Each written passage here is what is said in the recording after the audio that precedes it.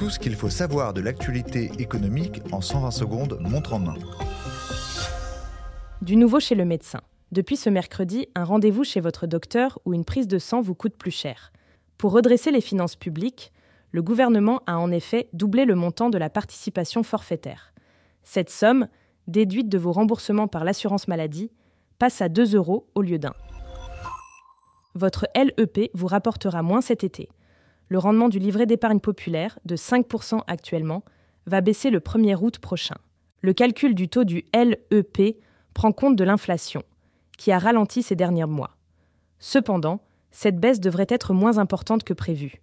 Un arrêté stipule que le taux du LEP ne peut être inférieur à celui du livret A, majoré d'un demi-point.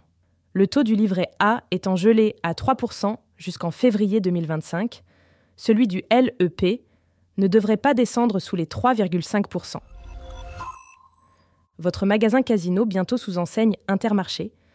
Les 294 super et hypermarchés Casino rachetés par Intermarché sont en train de changer de nom. 64 points de vente vont prendre les couleurs d'Intermarché d'ici la fin du mois de mai.